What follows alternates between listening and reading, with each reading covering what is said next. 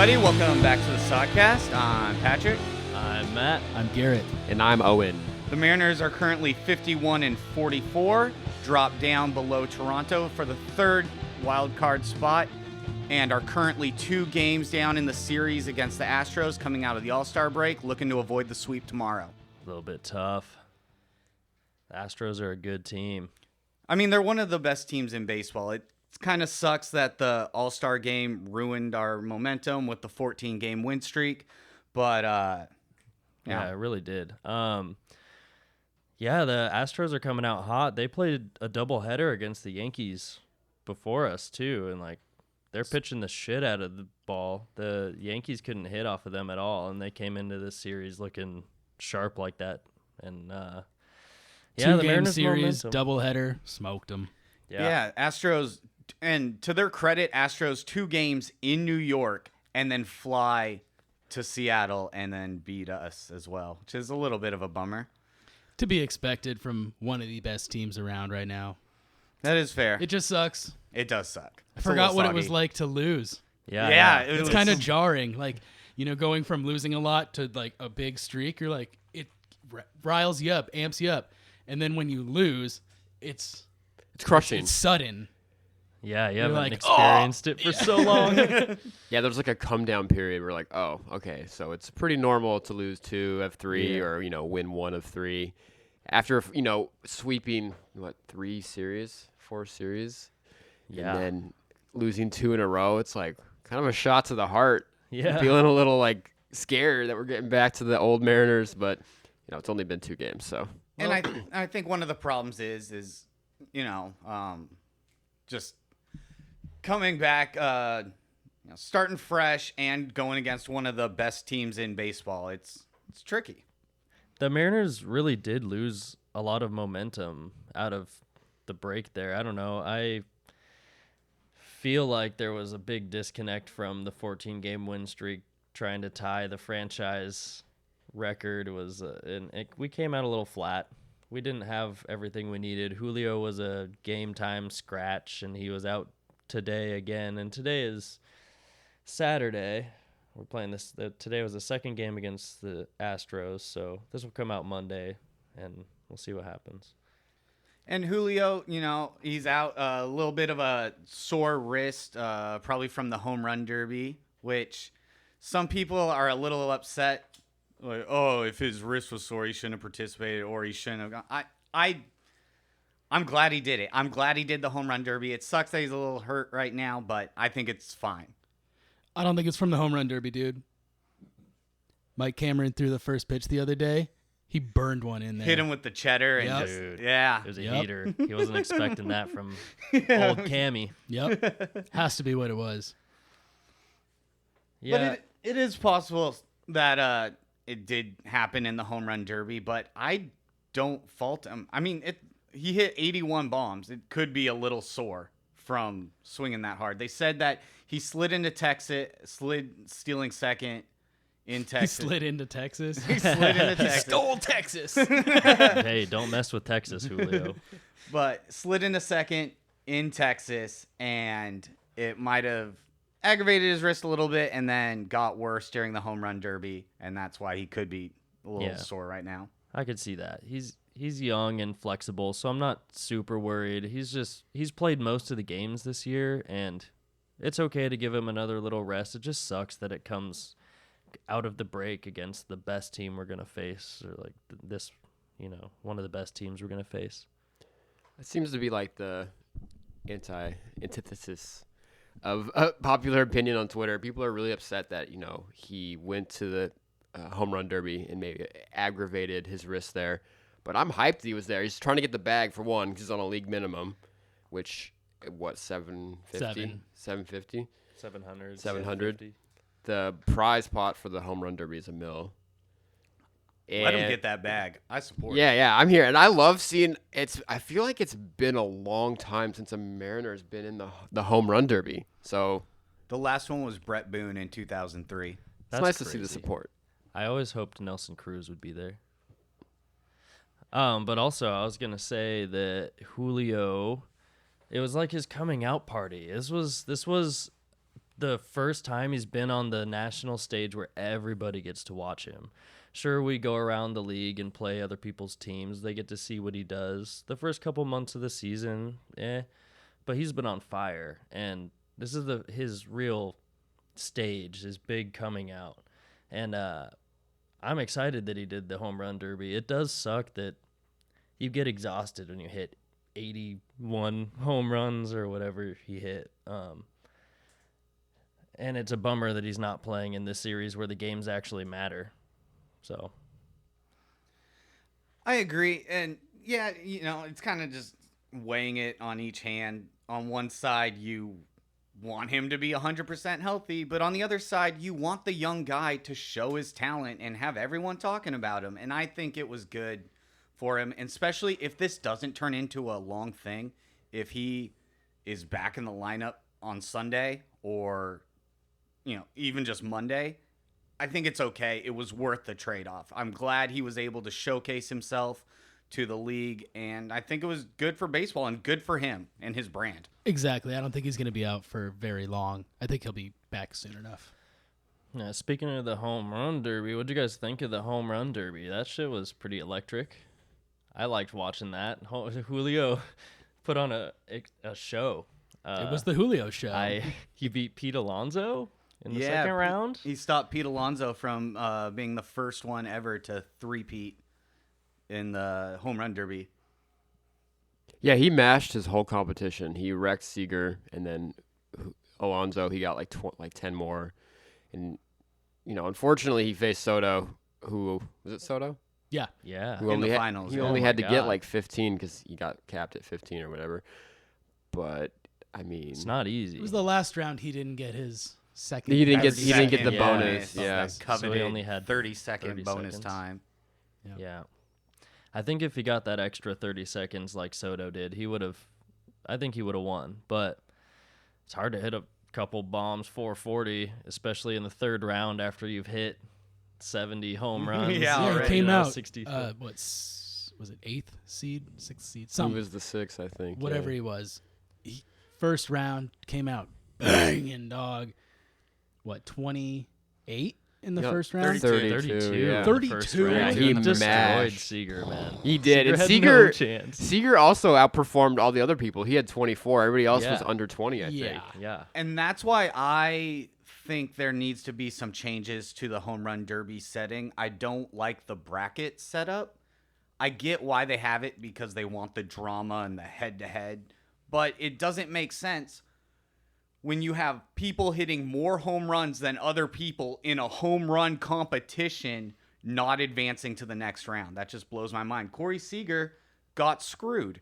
He hit the second most amount of home runs in the first round, but because he went out against Julio, he didn't get to advance. And then you have like Pujols who hit like 20 after an overtime, and he gets to move on, and some changes need to be made to the format. I like the home run derby for how fun it is and the type of entertainment and excitement it brings to the sport and for the fans, and it's on the national stage. It's actually my favorite All-Star Expo, like in all major sports. You know how the NFL has their weird, like, I don't know, they throw into targets, and and then NHL does some weird stuff too where they just, I don't know.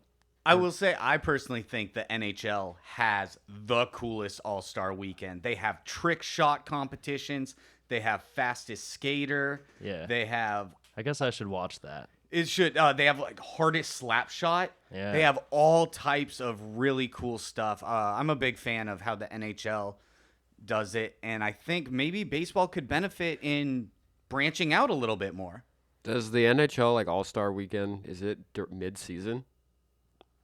No, it's at the end. I'm pretty sure. I think baseball is the only one that does it in the middle of the season. Right. Well, like, because like the baseball one is like important for the postseason, whereas like, football, basketball, and I guess hockey at the end, it's like, well, the season's already done. What impact does it have? The NHL one you said was probably pretty cool to watch. I don't ever watch the basketball, and I don't watch the Pro Bowl. Pro Bowl's boring. Boring. They're I just did boring. used to watch the 3-point competition. Yeah, That's me fun. too. Also, quick correction: the postseason for All-Star Game doesn't matter anymore. They changed that a handful of years ago. It used to be like the winning team of the All-Star Game, American League or National League, got home field advantage in the World right. Series, and it was Yeah, so now it How means long nothing, ago did they so- change that? probably like 7-8 Oh years man, ago. I'm out of the maybe. loop. The MLB could absolutely benefit from some more fun events, I guess. I'd Like- be curious to see strongest outfield throw to the plate. Like you're Things saying, like strongest that. slap shot, or like, defensive type stuff, or who's got the best outfield arm, but they don't want to risk being hurt for Right, something and that that's doesn't I'm with matter. you. I really like the 3-point contest. It's Yeah. fun. Stuff like that. Dunk contests. What if you had the dudes out there throwing fastest pitch? Like, who's rested enough to come out here and I don't know who would want no to one compete wants in their that. relief pitcher out there throwing that. No, you their don't arm do out. that. And unfortunately enough, especially It would be with sick, baseball though. being such a long season, and the All-Star break is supposed to be the halfway point where you can kind of relax a little bit. Even if you're playing in the games and stuff, it's meant to be taken lightly Yeah. and stuff. So they don't really want someone going out and doing furthest outfield throw or stuff like that, even though it could be very beneficial to the game. I think it would be a lot of fun to watch. Get cute with it. I believe like Korea and Japan do like the bunt competitions, which Ooh. Awesome. is The bunt is like non-existent Yeah, in our so- game. It's starting Love to a come bunt. back. But so to win the bunt competition, you just have to lay down a bunt in Major League Baseball because no one lays them down anymore. It's still big in Korea. they and put out a Japan and stuff. target, but they just expect them to put it in fair territory. Oh, it's a fair ball. He wins with 2 bunted Oh. fair balls. More bunting. I think bunting's coming back a little bit. I've seen it more, especially with shifts. Didn't Ty France just sack bunt the other day? I hope so, because the Mariners need to do that. We need to produce as many runs as possible. I think he did it yesterday, right? I'm not And sure, then the but Astros tried to come back and do it again today. they were probably they shifting did on do him. it today. They got a guy on, and then they tried Yeah. again when it was Astro- first actually, and yeah, second. Astros have Yeah, they bunted for did. hits in back-to-back games. Altuve did it on Friday, and then I'm not sure, but another guy did it today on the Astros. So those 2 bunt hits. I think they're doing it first pitch when they see the defense is shifted, and they're just boom. And they were both of them laid it down in a beautiful spot between pitcher and Yeah. third base. One was Altuve. Yeah. I thought Altuve's was kind of a bitch made. He did it right after a home run, which I'm not the biggest fan of, but the unwritten rules and stuff, I'm not a big stickler You on do that. what but you do to see- help your team win. No, I agree, but Even still, cheat. it makes me roll my eyes a little bit. Yeah, it's hard not to. Especially I get Altuve. I'm down to roll my eyes a little bit to see Hey, more yeah. bunts happen. I've been earlier in the season when we were losing a whole bunch of games. I was at a game where I was furious they weren't bunting. Like Toro was up first and second, and he didn't. They weren't bunting, and I was standing up like bunt the ball. What are you doing? What are we doing here? Why? I do Why that are we when I'm not at- bunting? Yeah, I do the same thing. I was kind of mad. the whole charge. Charge. I like to yell bunt. Bunt.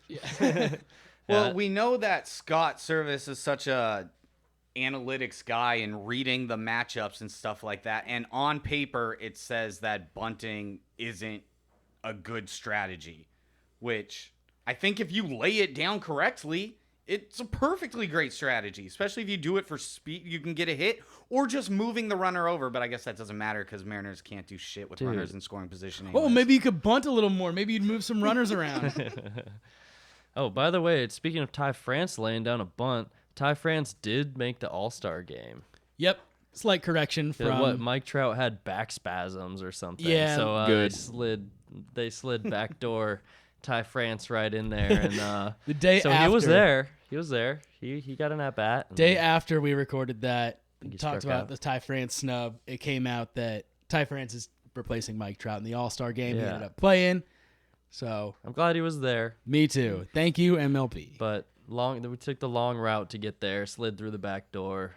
Thank you, Mike Trout. I guess I don't know. Ty France should have been there 100% the whole way. It doesn't matter. He should have been there earlier. Also, did you guys see him during the home run derby? Looked like he was straight out of Jersey Shore.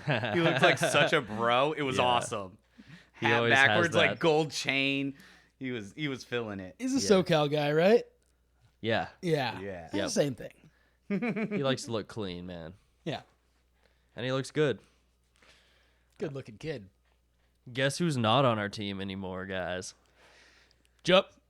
Jumped J up. He gone. He elected free agency after. It's another we thing we predicted. him. Not predicted, but I mean, We it knew was it was written coming. on the walls. We knew it was coming. Yeah. What do you expect from Justin Upton for what the player he is now at his age?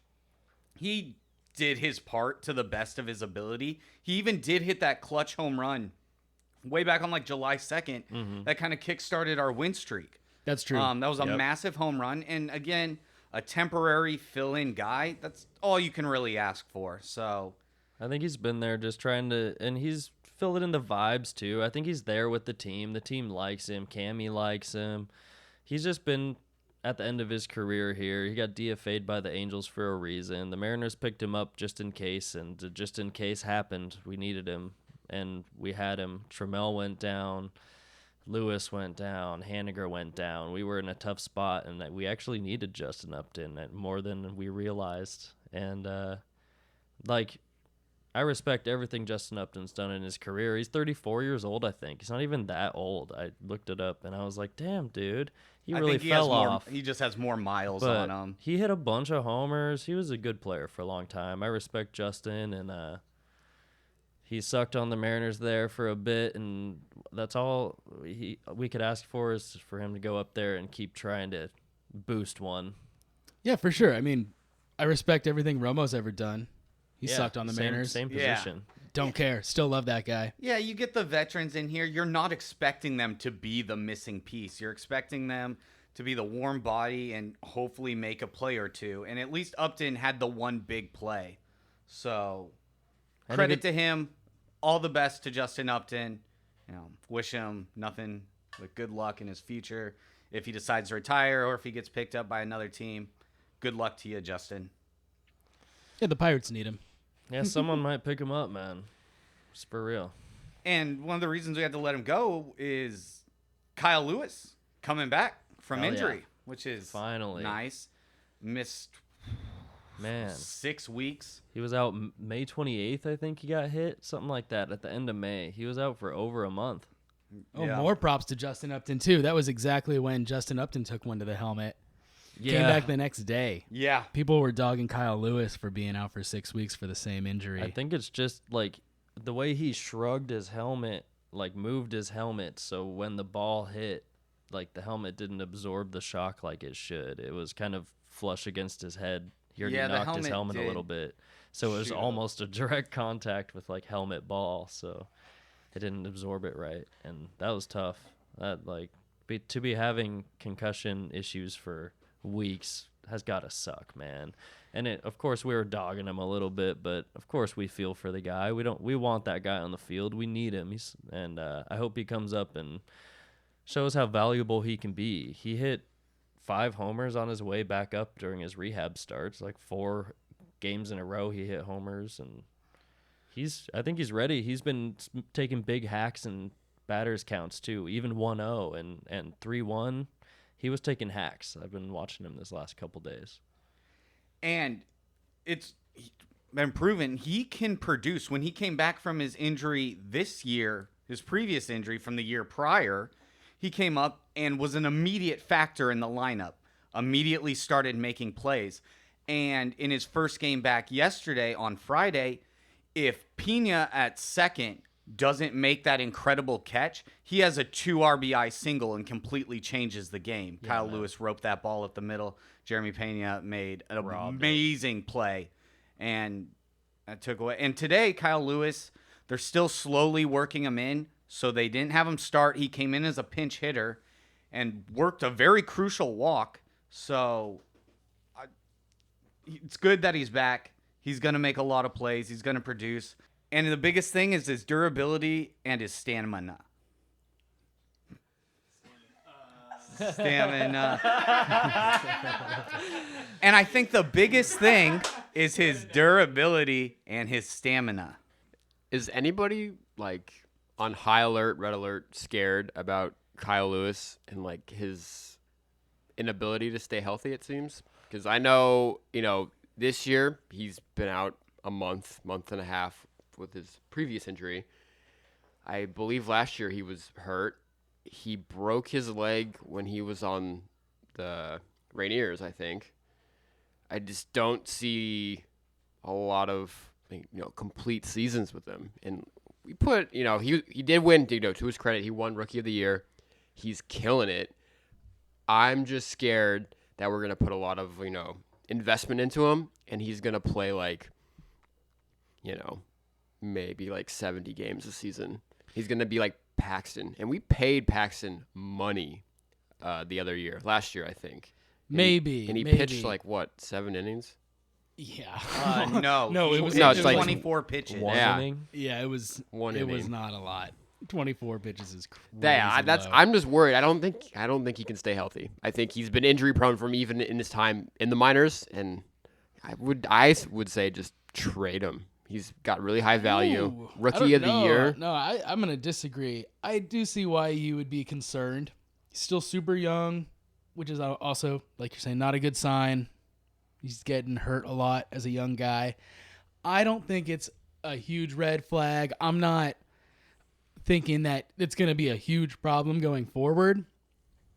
Just take it easy on the guy. Let him fully recoup. Don't push him to make sure he doesn't try and push himself. And I think we'll be okay with Kyle Lewis going forward. I'm okay with Kyle Lewis. I do feel worried because he's had those nagging injuries, especially within the same knee. Knee injuries can be tough, and I'm concerned that we're kind of on our last go-around where if he gets injured again, it's kind of like, what are we going to do with him? Because if he gets injured again, he's valueless, and right now every other team, though, is concerned the same way we are about that. They see those string of injuries, and they're going to have him do a physical and get scans before they sign that guy. So either way, the other team isn't going to see that value, even though he was the 2020 Rookie of the Year. It's going to be a diminished value because of his injuries, even though he has potential to perform. And I think it's good for the Mariners to just keep giving him a chance until whatever happens, happens. Because if he can break out, it's more valuable than... We have pieces in place that are okay for now, and we have Haniger coming back for now. We can talk about what we might be doing, but I think we just keep giving Kyle Lewis the opportunity to play baseball, because when he's at his best, he can be really valuable, and we need that. I agree with that. Also, with Mitch Haniger coming back soon, he is rehabbing in Tacoma right now. Hopefully he's back really soon. That could be also a good way to platoon both Haniger and Lewis in the outfield, so they're not getting the everyday reps, and if needed, one can DH or just rotate in right field, because I don't think Kyle Lewis is ever going to play center field for the Mariners again. Not starting, at least, if Julio needs a day of rest or something. But I think, especially with the injuries and that Julio is such a dominant center fielder, I think the days of Kyle Lewis in center field are over. So if they can platoon him in right field with Mitch Haniger, I think that would be okay, and it would be beneficial for both of them. I like that. Usually a platoon is like a lefty-righty, So like Taylor Trammell would be the guy that you would want to platoon with a right-handed right fielder usually. But if Mitch Haniger or Kyle Lewis does hit lefties well, then they can definitely platoon at there. And I'm okay with them sharing time or DHing. And Kyle Lewis, like you said, can play center field when Julio needs a day off. Winker is going to hold down left field, and what else can we do with him except for DH? So he's going to have to be our left fielder. But having Frazier in right field is not a good look. It kind of scares me. That's kind of where I'm going with things as well. I don't want to see Frazier in the outfield anymore. He played again today in the outfield because they had to sub in Kyle Lewis, right? It was after Kyle Lewis's pinch hit. Then they pulled him, and they did a whole bunch of switcheroos. They moved Toro to second, Frazier to right, and Haggerty to center. Wasn't Dylan Moore in center today? Yeah, Kyle Lewis pinch hit for him. For Dylan Moore. And then Haggerty played second. So then they switched him. And see, then we wouldn't have to do things like this Right. with Mitch and Kyle Lewis. It's like in the overly lineup, creative. Yeah, getting way too cute with it. We don't have the guys on the bench that we need. We have Terrence, Toro, and Yeah, put them in the outfield. That sounds awesome. Man, I don't know what we're going to do. We need to build up our strength again. We need to get guys over here through trades. I don't know. Once Haniger's back, it looks better. We got Santana over here, which helps a lot. Oh, God. But Another big home run if we today keep from switching Santana. out, like Toro hardly plays now. Haggerty keeps going up and down and plays more than Toro, it seems like. And Frazier, you can kind of platoon. It's like a three-way second base platoon. And Dylan Moore is a utility guy, so he can just do whatever the fuck we need him to do. It's really weird right now. It's so weird. We had this same thing happen with D. Gordon when we picked him up. Yeah. Oh my God, we immediately put him in center field. That was Stop crazy. Stop getting second basemen and stop putting them in other positions that aren't second base. Dude, that's been a thorn in my side for maybe 3 years now. I'm tired of it. I don't want to see it anymore. Yeah, Patrick and I were at the game today, and Demo was in center for most of the game, and there were like 3 or 4 balls his way, like outfield hits, where he just took the shittiest angle he could, and at one play it resulted in I think 2 runs coming in. The ball was dropping, and instead of like going, I guess perpendicular to the ball to cut it off, it just went right past him because he was just going horizontal. No.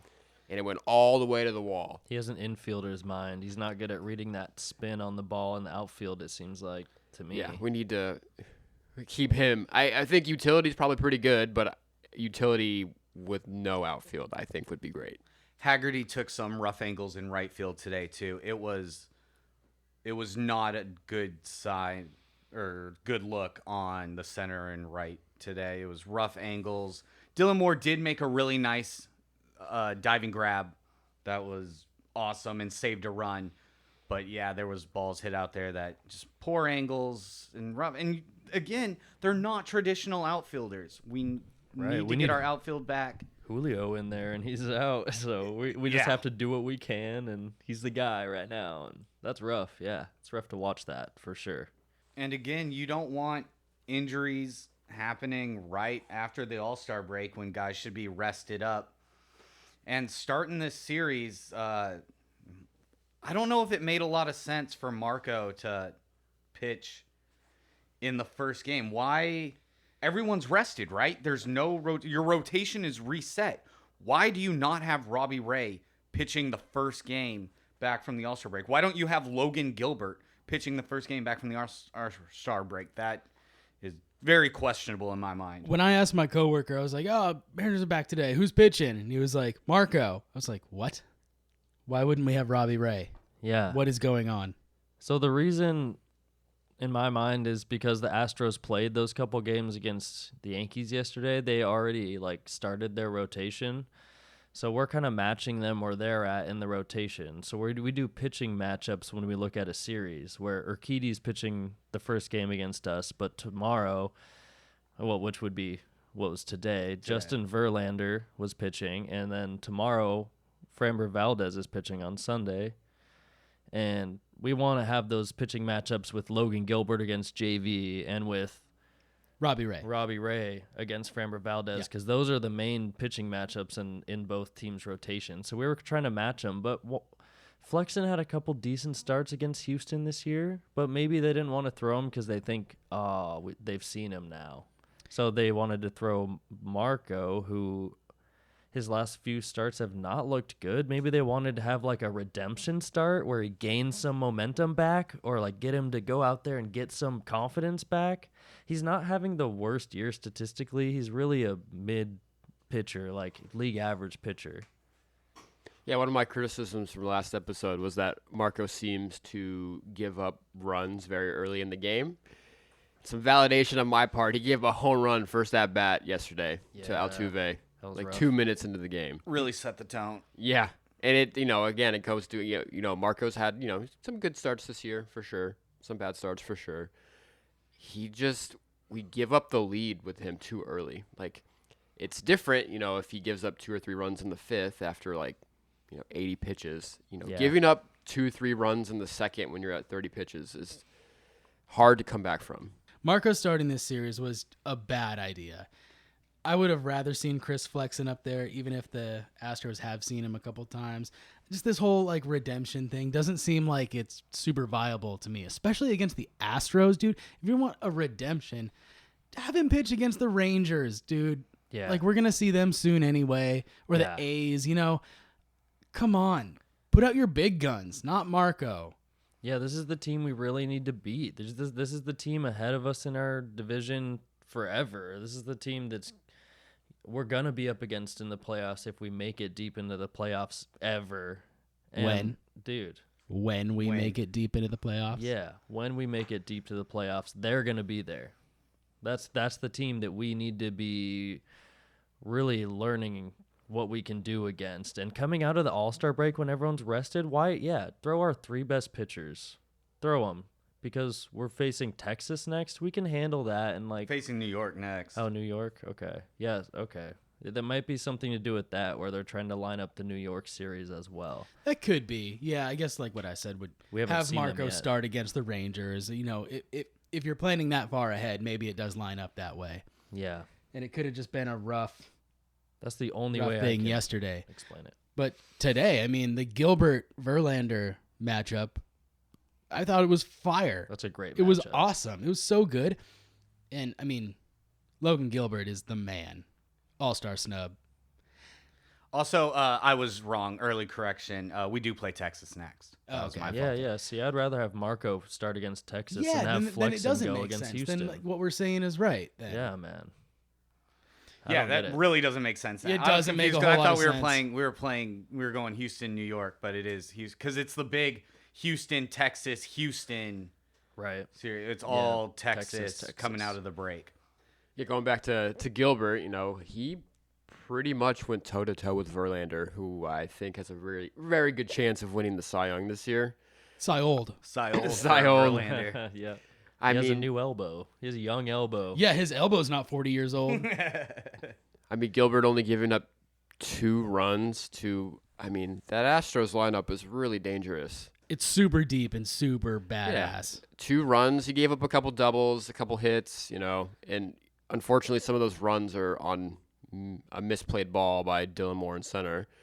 Gilbert did great. He struck out the side in the first, struck out, I think like 6 or 7 for the game. He struck out 4 in a row. Yeah, he He struck get out 8 the on the first 4 game. hitters of the game. He did everything he needed to do Yeah. to give the team a chance to win, and the defense didn't help him out as much as they could have, and that's that. You can't do anything but tip your cap and wish that our offense could get rolling, Yeah, I feel super bad. I feel like Gilbert probably feels like Felix, who just pitches a gem and then just loses by like 1 or 2 runs. Yeah. I hope he doesn't feel that way, especially like Leighton Felix's career for the Mariners.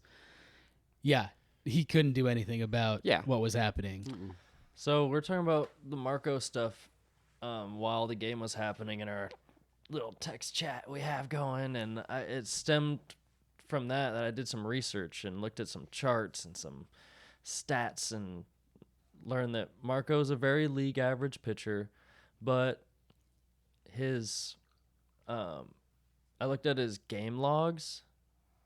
He's given up 1 or more runs in every start. He hasn't pitched a start where he hasn't given up any runs. That is a bit of a bummer. You want him to at least go 5. That's not a great and no sign. runs. Yeah. And even if you give up 1 or 2, I guess it's not that terrible. Do we Was it leave if you him go in? like 6 and 2 under 2 runs, it's considered a quality start. But if you're going 5 and hasn't he given up like he's averaging like 2 home runs per 9? It's like 1.5-ish. 1.5 Home Yeah. runs. home runs. Yeah. Gave up I think- 3 last night. The league average is like one home run per 9. Hear that, Owen? But I think these guys are coming he's been around. he's been giving up a lot of homers, runs early in games, and I see regression, but his stats still look okay. They don't look bad for his career. He's still like right post peak of his production. Like his last couple of years have been his best years probably after he got injured. He had a great run last year. I don't know, maybe his stats look better because the other starters have been killing it and the bullpen has been killing it. So like what maybe maybe bad stats this year look a little bit better because they're being compared to like very great stats from the people.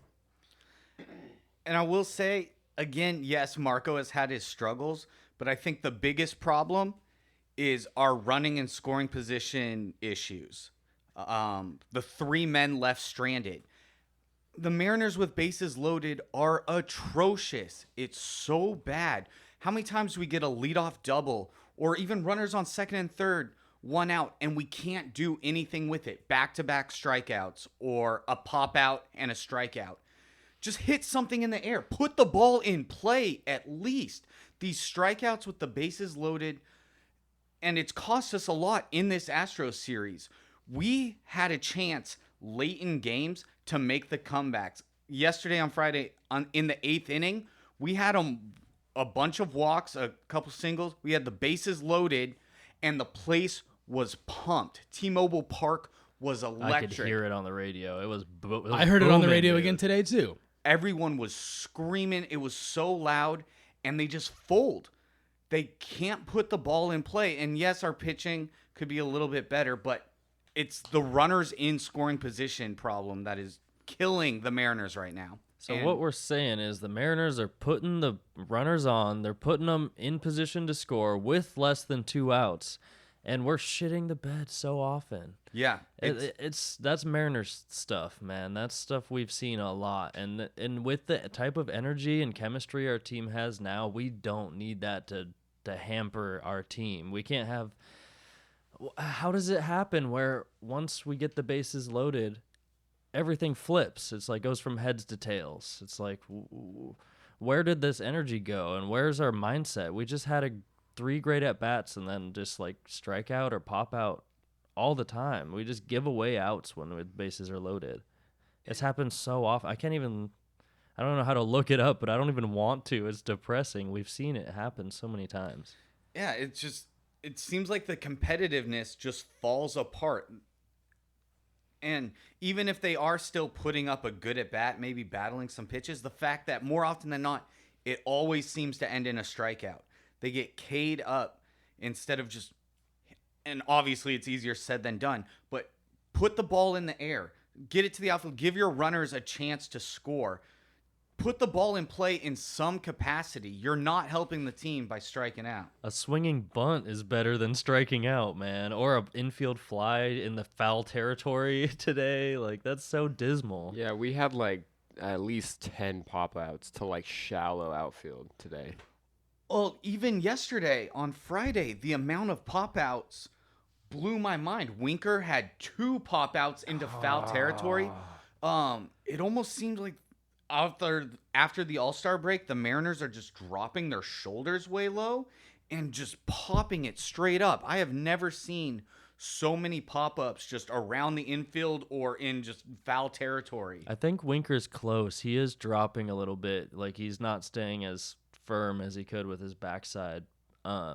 He's close, though. He's putting the bat on the ball to where if he connects, he's going launch mode, which we've seen him hit a lot of low liners and ground balls this year, and go yeah occasionally. He's trying to put the ball in the air more and do more damage in this lineup. I think he's probably thought about this and trying to make an adjustment to launch at a different angle, try to go 20 instead of 13-degree launch angle, you know?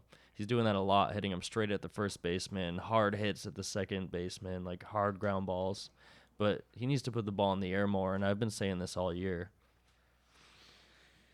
And it's just something needs to be done. I don't know if it goes to the hitting coach and telling them how to adjust or if it's just the yips.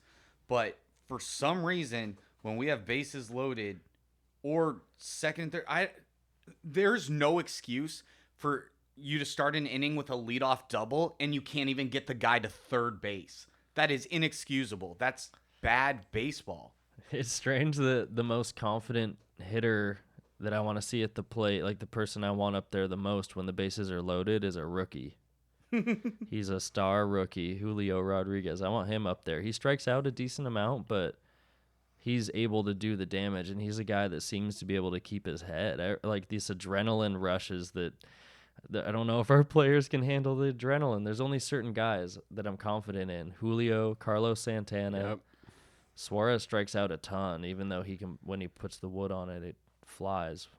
Suarez has frustrated me this series. He's had quite a few strikeouts in the first 2 games against the tough. Astros, which is to be expected for the kind of hitter he is. Yeah, But most I've been strikeouts in giving the him a league. little bit more of the benefit of the doubt of clutch situations and him to work the ball, and just these strikeouts, they're not aggressive at bats, and it's a problem.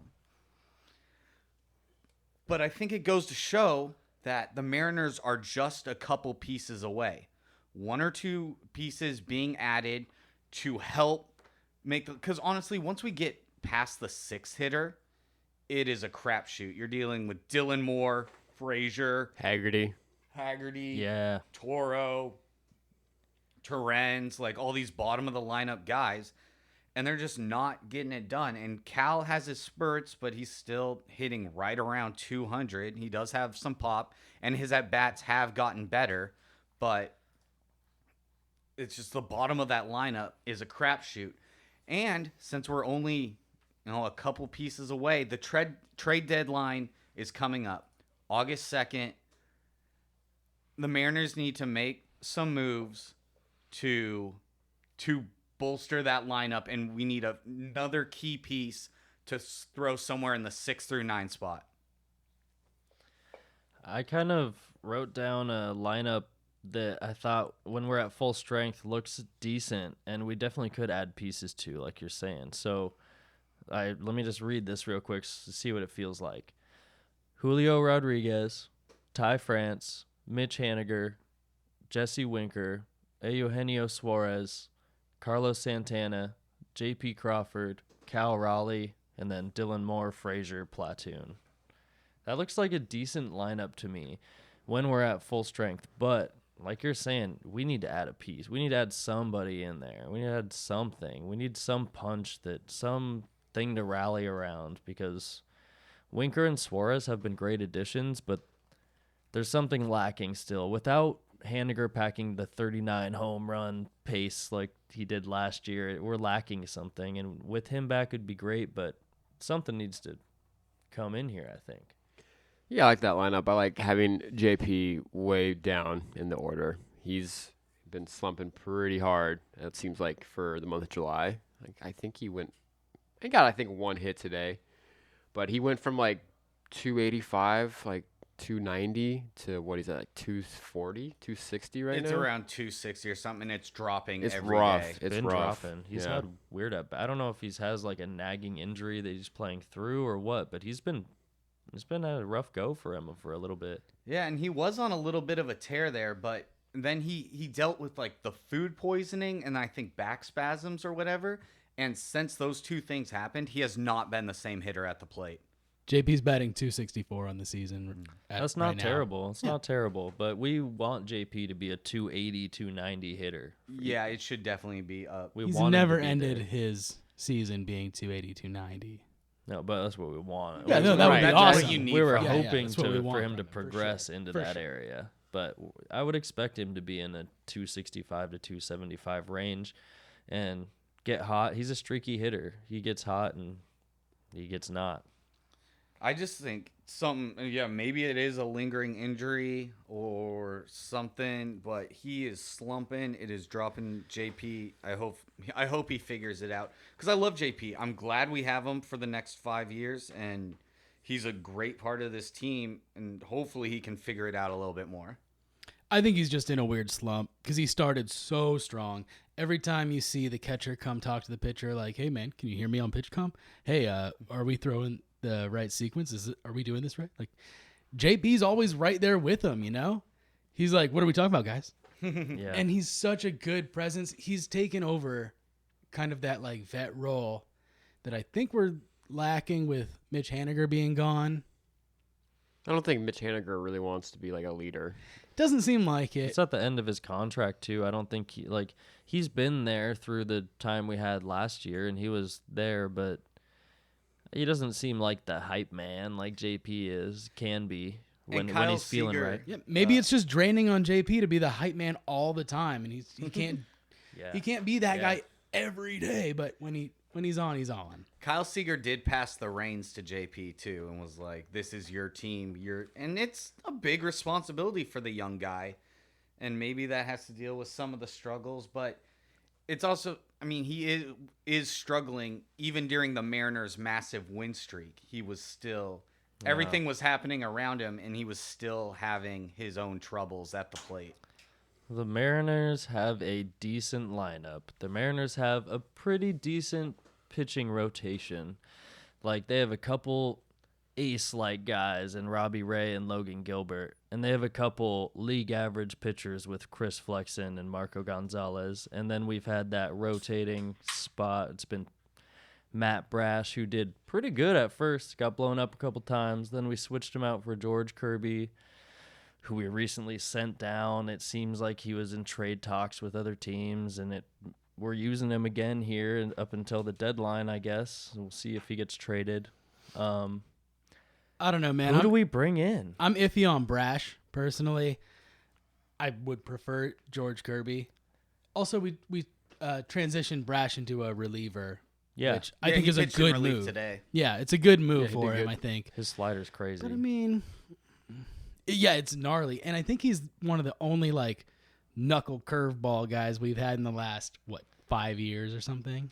Yeah, I think some Robbie dudes Ray throw throws a knuckle curve Does he? too. Some dudes Yeah. throw knuckle Nice. curves. It's weird though. It is a pitch that definitely was it was something you never really saw, and over the last few years, it seems that a few more pitchers around the league have switched from a traditional curveball to more of a knuckle curve, which is Yeah. kind of weird, but Spin Kinda rate awesome. stuff. yeah. It might be another adjustment after sticky stuff went away, or what, people are going back to a knuckle curve because they can get a better spin rate on it. It's more of a 12-6er. Also, it was kind of, I think, like in the 90s when splitters really started taking off. No one really had, and then all Oh, of a yeah. sudden, like every The sinker reliever ball, would the come out of the splitter. pen and throw a splitter. With their goatee. Yeah, that was like the staple of 90s relief pitching is a goatee and a splitter. I can only imagine like a White Sox uniform right now. I don't know why. It's just I just think of Bobby Ayala every time. I'm like, yep, oh, there he is again. Bobby. He's on every team. Dan They all Altavilla have was one. Bobby Yeah, Dan- Ayala reincarnated. Yeah, Dan Altavilla was another Bobby Ayala. It's just like, there he is. Little thick boy, big thighs, Yep. goatee. All right, guys. We're beating around the bush here. The elephant in the room is Juan Soto's up for sale. Are we going to try to get Juan Soto, or are we not? I'm kind of No. the more don't that know, man. the more that I have looked this week and think about it, and we'd have him through next year, I think. I think, and the But- year after. I think he has 2 years of control. The thing I've been thinking about most is like if the team that signs Soto is gonna try to extend him, and if like they're gonna want to buy him, they're gonna sign him with the intention of extending him. So I don't know if the Mariners are in that boat or not. They definitely have the prospect capital and packages to set up. They have a few options for guys like Brash and Kirby, and who have made the major league jump. And we have guys still highly rated, Noelvi Marte and Levi Stout. We have Emerson Hancock, a bunch of dudes in the minors who are still up and coming. We can put together a bunch of prospect packages, options for them to look at. So the way that Dipoto is, I don't see him not trying to. Oh, I think he's definitely And trying. would that boost our lineup like we're talking about? Fuck yeah. Of course it would. Yeah. Putting Yes. him in the mid, he's one of the most dangerous hitters, regardless of what his batting average is right now. His on base percentage is 400. Because he's being walked all the time. You can see him getting He's frustrated one of the most too. dangerous hitters. When you have guys like Carlos Santana, Jesse Winker, if we use Mitch Haniger still as a DH, Ty France, all these dudes around that guy in the lineup, you can't just walk that guy because there's other dudes. Exactly, and that's why I think Juan Soto is super done being on the Nationals, because every time he comes up to bat, they're like, walk, Like whatever, one dude. player can't make the difference, but when you have pieces already, that one player can make a giant difference in what the whole lineup does together, and it makes them, the other pitchers, like strategize your lineup differently when you have that guy in there. You can't say he's not one of the best batters in baseball and most dangerous home run hitters in baseball. So I'm kind of thinking they try to get him, but who knows where he goes. Other teams are trying to get him too, but like I'm kind of warming up to the idea of having him here, and I don't know about the extension part, but at least for this year and next year, fuck yeah, let's go. Yeah. If we're in a win now attitude, which we haven't been in for a long time, I'm kind of jumping on that train if that's where we're going. Like win now, maybe, but we have to remember that our window should be 3 to 4 or 5 years here, not just this year or next year, because we're close but not there yet. It's a quick switch from you. Last week, you said, I don't like the fit. I'm just getting excited. Oh, yeah, I know. Excited. I agree. I mean, I'm realizing that it's a win now attitude, which for sure. And we're going to spend money. Like, it's finally like a green light to be like, hey, yeah, do whatever you need to do to make this team win in the next X years. Is kind of how it feels now. It's go time. It's different than it's been. I agree, as long as it doesn't completely ruin what we've built up to be such a good farm system. Yeah. And I think that's the biggest thing is Jerry DiPoto has his claim to fame with the Mariners is how he's rebuilt this farm system.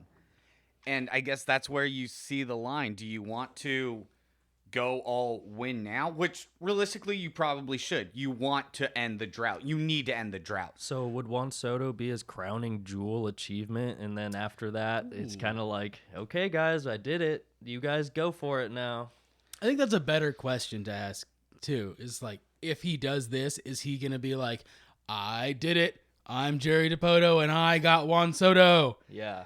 Because right now, I think the best thing he's ever done is like just swindle the Padres out of over and over again. and the Reds, too. And the Reds, yeah, those are great pickups the Reds as well. Were sellers for some weird reason, but we took them. And now they're buyers? Like in half a season, now they want pieces? It's like, dude, what are you doing? I don't think they know what they're doing. They no, that's what I'm saying. But also Castillo, he's on the Reds, correct? Yeah. The pitcher, Castillo. Luis. Yeah. Not Diego. We got that guy. Yeah. Let's have both. Yeah. Give him. And if we could, he's nasty. If we could get him, obviously, you're not going to have to give up as much for something like that.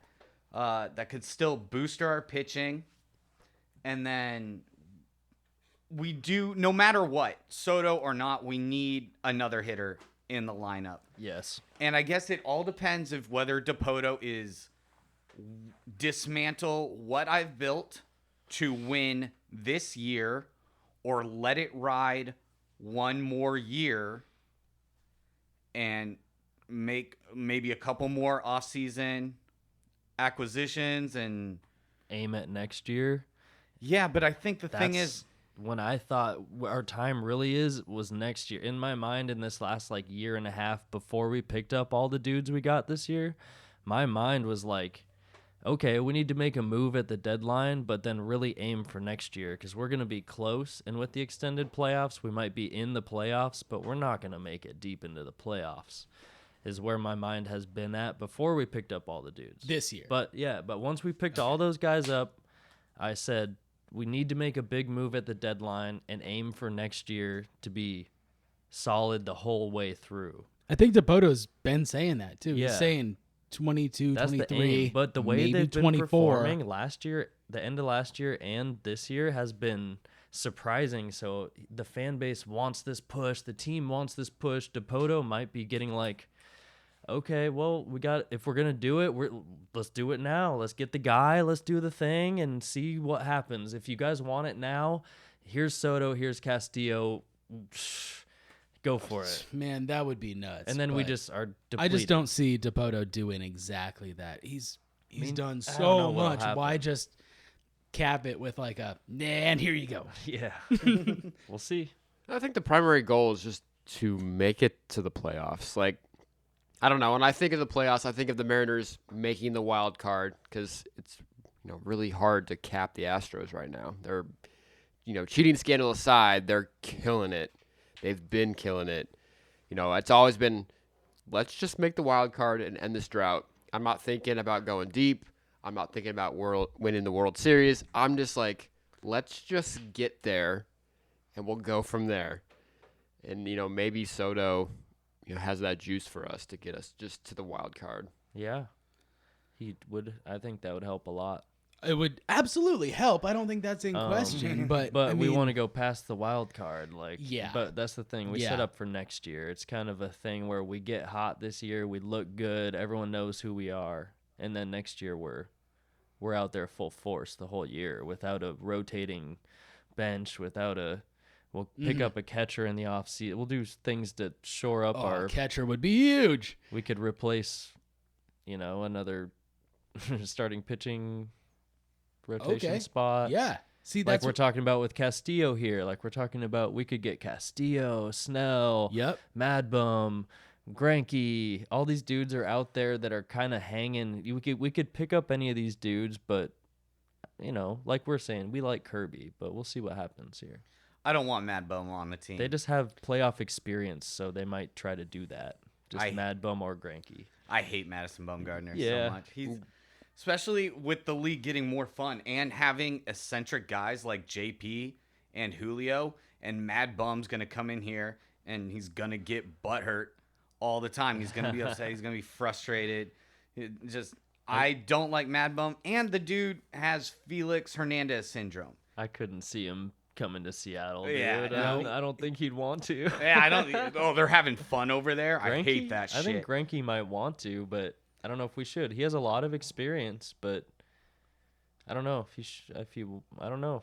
That's just an option. I don't think the Mariners will actually seriously trade for Greinke. I like considering these dope players, but I feel like a bunch of these guys are going to throw off the vibe pretty heavily. Yeah, I mean, remember when we got Cliff Lee from the Phillies, and he pitched for like half a season and just hated it. It was like 2009. He had no fun on the mound. I don't think he did very well. I can't remember. He did good for us, but he was in his press conference when he got traded. All he talked about was how mad he was that he got traded. He was like, I was out hunting and I thought I had a great year with the Phillies, and they tell me I'm going to Seattle. Okay. I think Mad Bum he's on the Giants, right? Diamondbacks, I believe. Diamondbacks. He's on the Diamondbacks. I don't know. The Giants. He was, I think coming from the Diamondbacks, I don't think are doing so hot this year either.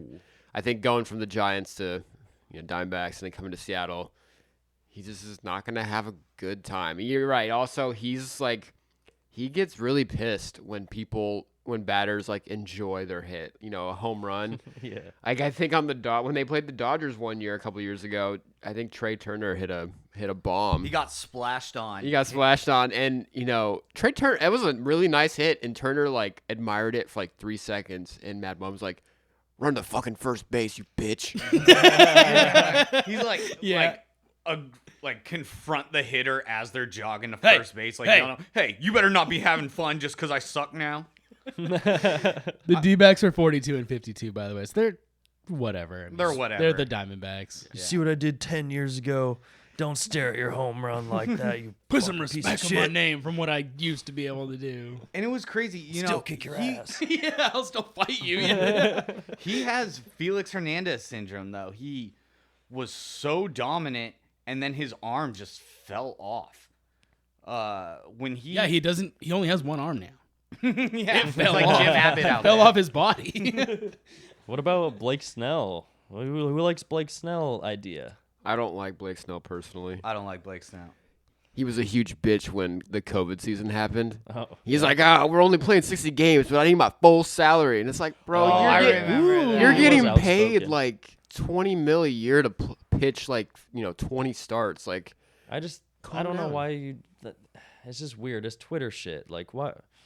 He just tweeted some shit and was trying to get in the mix and express his opinion, and everyone has different opinions. Who knows? All the guys who you like might have had the same opinion. You never know. And they never tweeted it. And he just wanted to put his opinion out there, I think. Could be. It's but just character. I was a big old Blake Snell guy. I'm like, I think maybe 4 years ago or something, I was like, you guys see this guy Blake Snell? killing it. We should get Blake Yeah, Snell. dude. Let's When get he Blake was Snell. on the Rays. I was Yeah, talking he about it a was- lot. Ooh. Yeah, on the Rays, and I He was was like, nasty. I was like, you guys, Blake Snell, that's a guy. And then you brought it up. You said, Matt, oh yeah, he's a hometown guy too. And then I was like, yeah, He's from Seattle. yeah, Area. or Shoreline or something Yeah, like that. in Yeah. the area.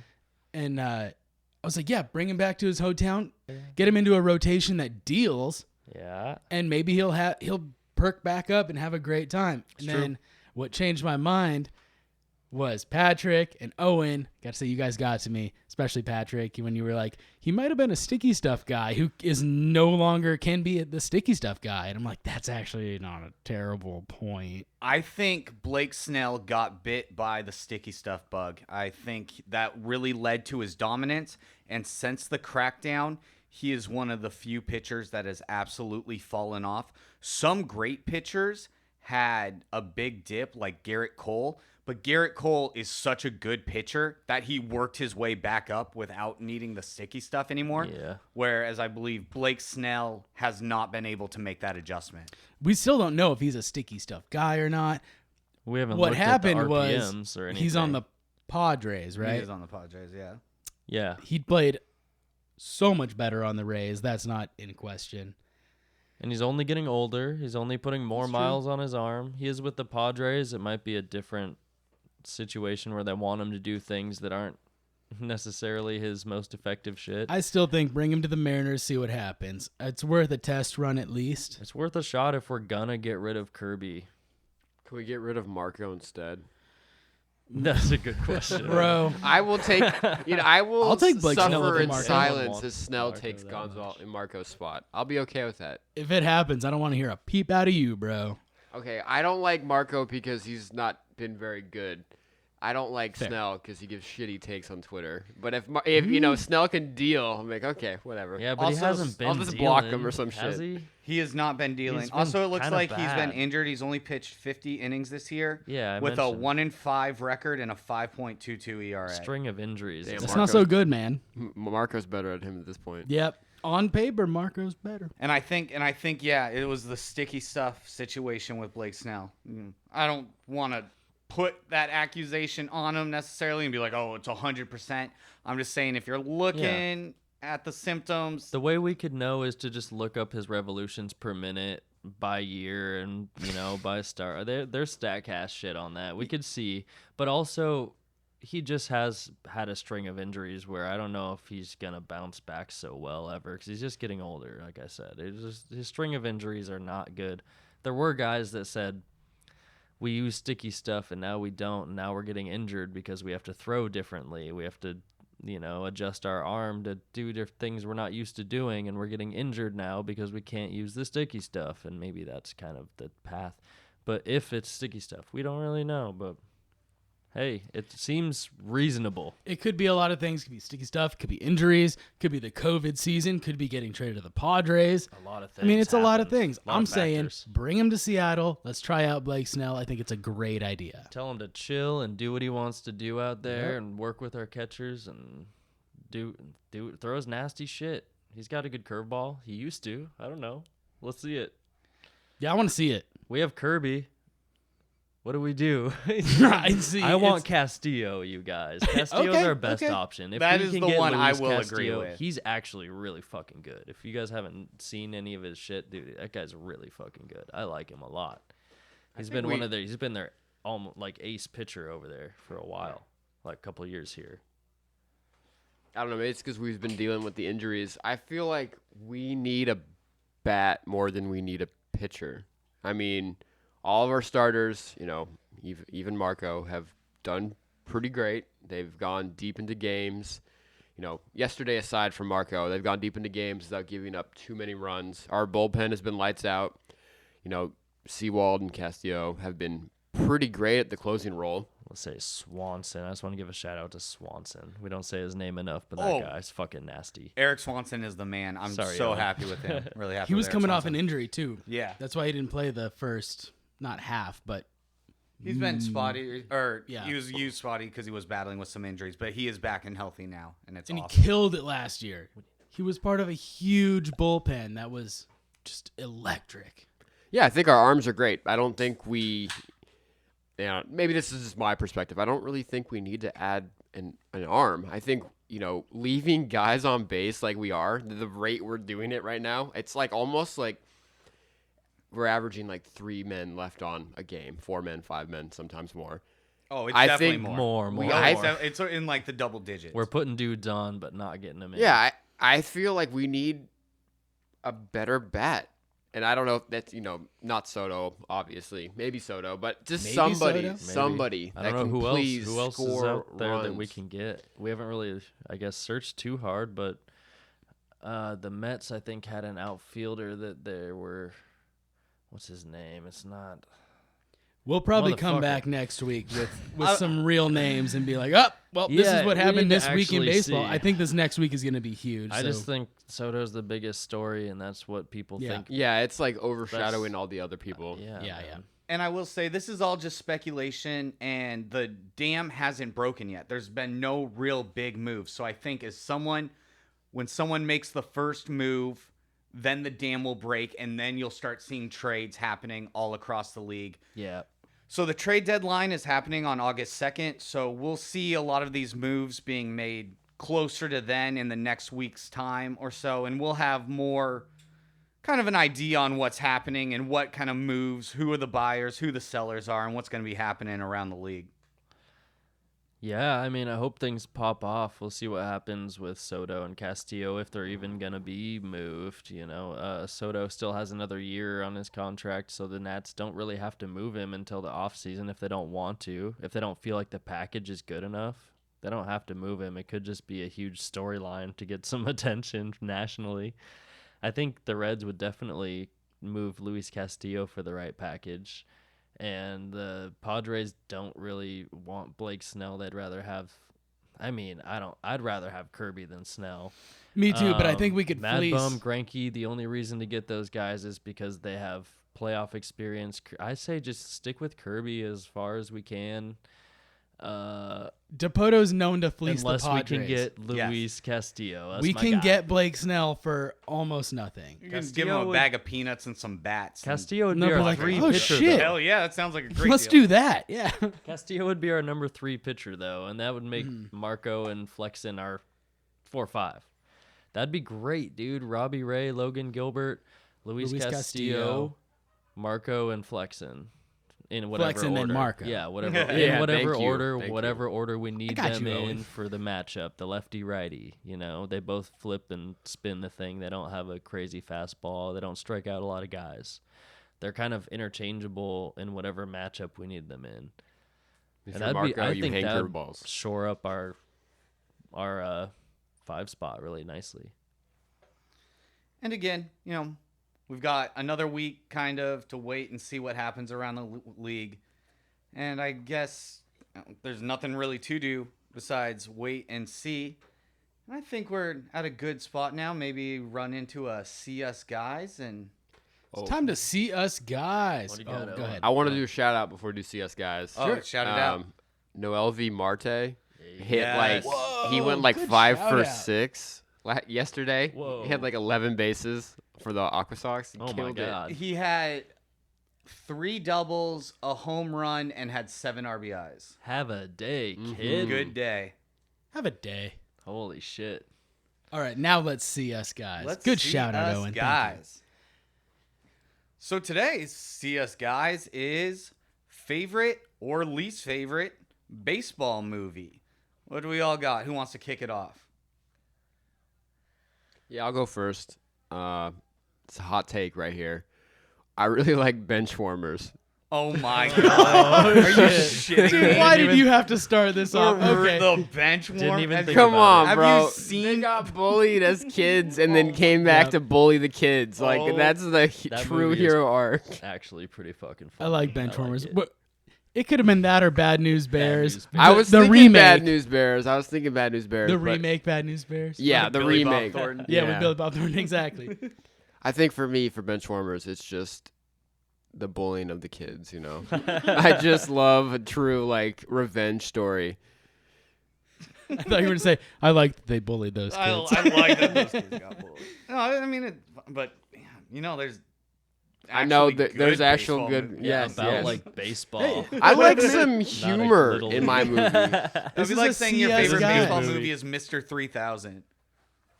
I don't know it. What? Mr. 3000's your favorite baseball? No, movie? I've said that's like okay. saying Oh, Oh, my Bernie God. Mac. no, I I'm was not gonna Who gonna. is a say, legend. no Don't way. get I'm me not wrong with gonna Bernie rip Mac, on but- Owen for picking a comedy. I'll have to watch Mr. 3000. I can't knock it yet. Thank you, Garrett. Great pick. I'll say my least favorite baseball movie is Bull Durham.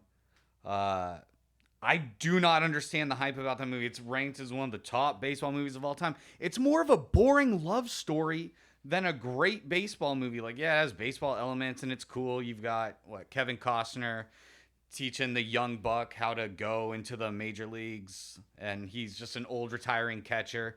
And it's got its moments, but it's such a boring love story. Favorite baseball movie, Field of Dreams. I thought you were about to say Fever Pitch, and I was gonna Oh, I dog love you Fever so Pitch. hard. I love Fever Pitch Oh, so fucking much. stupid love story, and then pick Fever Pitch. Dumb. But Fever Pitch is really funny. But it's got the love story elements. And it's one of the few things that I actually like Jimmy Fallon in. Yeah. And I have a huge crush on Drew Barrymore. I know you do. So, The Wedding Singer. Wedding Singer's dope. I just don't like her lisp. She's so cute. No, he's not. All right, Matt, what do you got? So Patrick was mentioning like a romance thing. Like there's this movie, The Natural. Have you guys seen that shit? Yes. That was actually a pretty good movie, but I was kind of, as a youngster, I was bummed out by the romance part of it. But I think they balanced it well enough. It was kind of like baseball, personal life, romance, and like that one left a mark on me, dude. The Natural was one of my favorite movies as a kid. Is I that the liked one it. where he accidentally saws his hand at one point?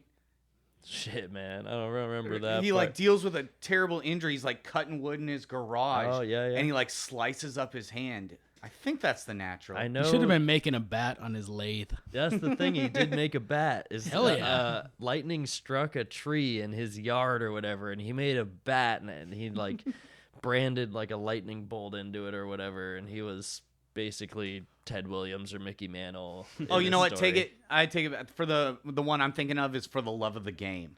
Yeah, For the okay, Love of yeah, the yeah. Game is where he slices his hand really bad. But also another big shout out, Major League. It was one of my favorite movies. I like a little humor in my movies too, especially baseball movies. They're really sentimental and romantic and stuff. They want you to feel good and like tear up a little bit, and there's a lot of romance in baseball. But I really do like my baseball movies with a little humor because I've played enough baseball and watched enough dramatic baseball that I seen it. I don't need a movie to. I don't need a movie I know to what tell me baseball how is. romantic baseball is. I know, dude. And Major League is hella Major funny. League is one Also, of my Charlie favorite Sheen, fucking movies, The yeah. Wild Thing, hilarious. Wow, dang. Hell yeah. Yeah, man. All right, Garrett, what you got? Moneyball. All right. It's a good ass movie. I love Moneyball. It's the downfall of baseball, bro. No, it's not. Saber Led to Owen. sabermetrics, and now baseball's ruined. How little can you pay this guy, and how much can he give your It's team? super But can he get on base, interesting though? to see fucking Brad Pitt be like, how little, like, I will pull a catcher out of retirement to pay him $4,000. Also, one of the with really, really fat Jonah Hill before he slimmed Yeah. down. Yeah, he was pretty He big. is huge in that Is he movie. huge? He was Oh, he's round. massive. Not Before he like did all the super coke, bad bro. big, right? He's pretty Oh, big. he's bigger than that. He's a He was a big kid boy. and super bad. He was round Is he? in that movie. He was Well, big, like he in was War also- Dogs. Rotund. Super good actor Very. in that movie. Jonah Hill can throw Yeah, it man. down.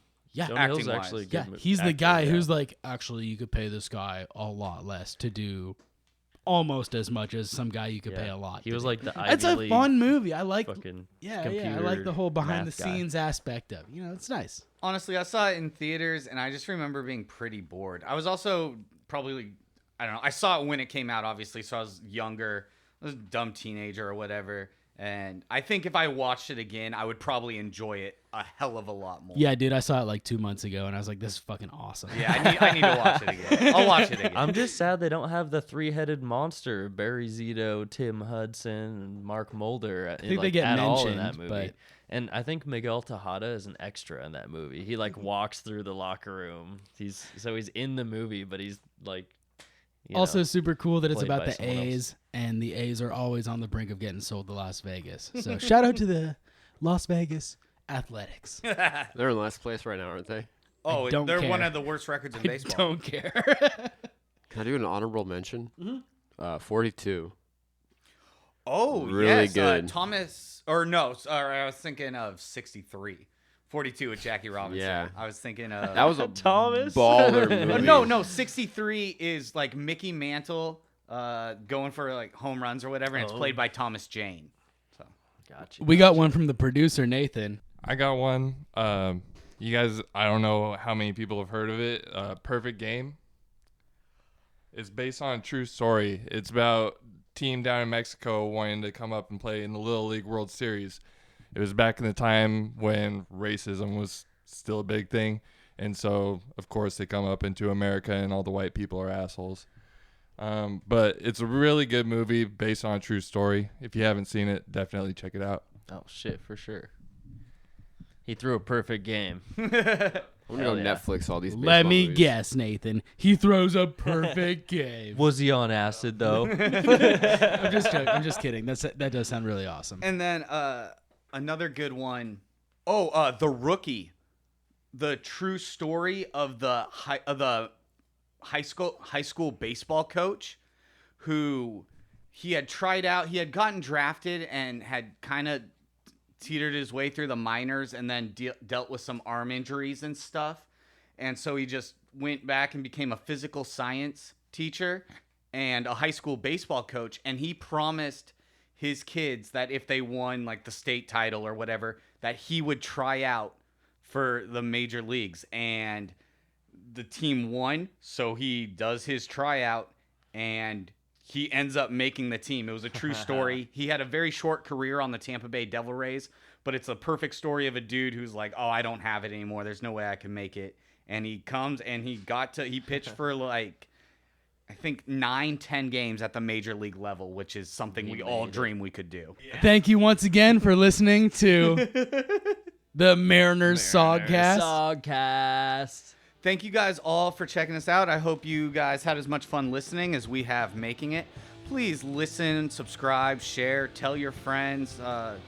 And again, if you guys have anything you want us to talk about or anything, just write to us, send us a message, let us know, and we'll try to bring it up in an upcoming episode. Yeah, comment. We want to hear what you guys have to say, what you think about what we're saying, and we appreciate you guys listening. And we're going to keep releasing these episodes on Monday. We record once a week on Saturday nights, so we're a couple days behind from the release schedule, but we're going to release weekly. So yeah, keep up to date with us. I'll be posting on the page, and can't wait to talk to you all next week. Love you. Go Mariners. Mariners! Mariners! Go Mariners!